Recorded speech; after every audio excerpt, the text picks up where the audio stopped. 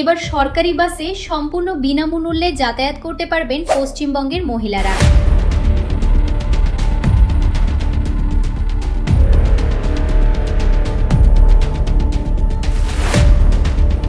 কিন্তু অনেকেই এখনো জানেন না কোন কোন বাসে এই সুবিধা পাওয়া যাবে। দেখুন, এসবিএসটিসি, এনবিএসটিসি এবং অন্যান্য স্টেট রান বাসে এই সুবিধা পাওয়া যাবে।